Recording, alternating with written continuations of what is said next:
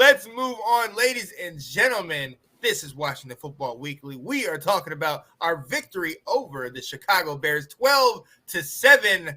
But just with a lot of victories, you asked the question, at what cost? Well, it was at the cost of as our friend Alex likes to say, $28 million quarterback, Mr. Carson Wentz, went down with an injury. Will, I'm going to come to you.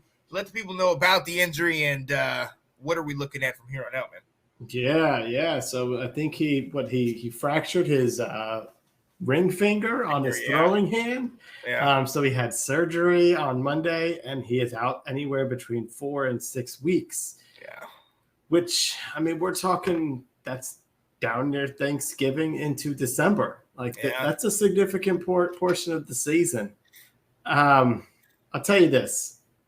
I'm really disappointed. Yeah. I'll tell you why I'm really disappointed. Because we sat here in the preseason and Nick was telling us he was blasting Carson Wentz. Mm-hmm. He was saying all the problems he had in Indy and all this. And some of it was he was showing to be accurate. Yeah. At the start of the season, that he's not mobile and he makes bad decisions. And so I was really hoping that with more time, the team would come together and Wentz would put together and show people wrong. Yeah. And part of that was because, man, I am so sick of that doggone video and picture of all those jerseys of our starting quarterbacks. And now we gotta just keep growing. It just keeps growing. Maybe number 11's not here next year. Man. And so, for me right now, it's like it goes back to what you said last week when you're like, I'm all in on Carson Wentz. I think he can do what needs to be done to win.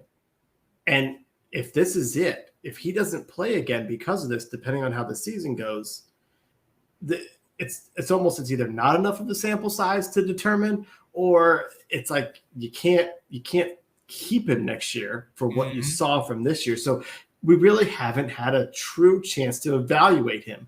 And it's just like, God, here we go again. Doggone it. So I'm going to let you chat a little bit before I say a few more things. Will, there's a saying that says, fool me once, shame on you. Fool me twice, shame on me. Will, you saw I put all my eggs in one basket a year ago, and that basket was shattered within the first half of the game. And I put all my eggs in this basket. And as soon as I said it, Will, the day before this man goes down, I nope. Not doing it. Nope. Sam Howell, get away from me, because I am not good when I start liking a quarterback. I don't know what to say. One thing I will say, there is a level of toughness, because as soon as he hit in the game, and his hand hit was the helmet or the other guy. I think it was another guy's hand. Yeah, it looked like it was another guy's hand through the follow through. As soon as he hit, you saw him shaking it off. So my thing is, okay, it's a stinger or something in his finger, and it's really cold, so he's just trying to get that blood flowing and everything like that. I didn't think it was to that severity. So maybe that might have, most likely it did have a big effect in, just him having just under 100 yards. You know what I mean? So at the end of the day, it's like you said, one side is like, here we go again. You finally get somebody that's like, oh, this could be a nice, at least stopgap quarterback, somebody that can put the fans in the seats and make big plays. This time, at least we got a little bit of a sample size.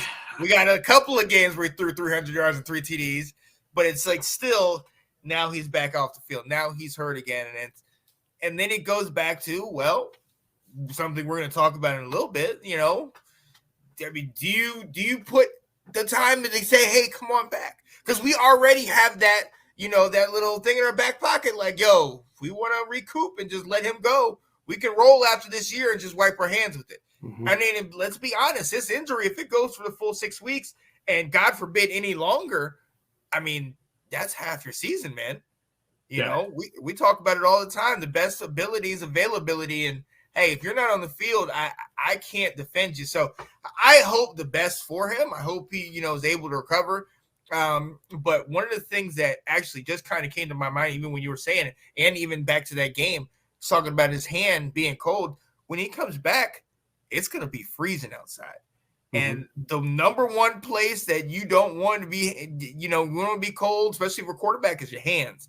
And him trying to get back, and obviously he's going to be playing and practicing in camp and trying to get himself back. But one good hit on that hand and it starts stinging, it's going to be interesting. So, hey, we're looking at this. Dak, he's coming back this week as it starts to get cold. He has the thumb injury. So, it's going to be something with gripping the ball and with playing like that. So it's going to be interesting, man. It's going to be interesting. Yeah. Well, there's a couple parts to this that also could be advantageous. We're talking from a evaluating Carson, but a part of that trade was the clause that if he plays 70% of games, they get a second round pick. If he plays less than that, we would then Indianapolis gets a third round pick. Well, 70% of 17 is around like 12, 13 games. So he's played 6. If he's out for another 6, you're talking, the final few games, the final 4 or 5, we might slide underneath that if he goes the duration there. And be able to have that second round pick, which Lord knows that, with this roster, we need it. If we're having to pick a quarterback with our first overall pick, we're going to have to pick a corner with our second round pick, because that position needs to be improved. But I will say this, part of me still feels like we're not done with the Carson Wentz experience. That whether he's back in 4 weeks, 5 weeks, but that he gets brought back in.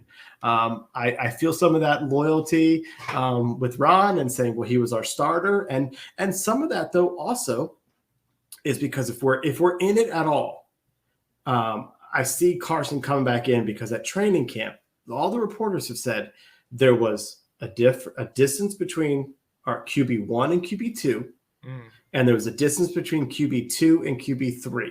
Essentially saying that Wentz was distancing himself away from Heineke. They weren't coming around going, Heineke's really pushing Wentz here.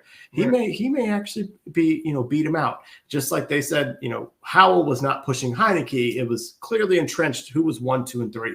So if he comes back healthy, if we're in the midst of the Ron Rivera 5 and 6, 6 and 7 type, 7 and 6 type records that he has somewhere a game or two below or above 500. Yeah. Then he may say, we got to go back to QB1. Right. Thanks for watching. If you like that clip, be sure to check out the other great content from the Let's Talk Football community. And as always, please like, subscribe, and hit that notification bell so you'll be notified when more great content like this becomes available.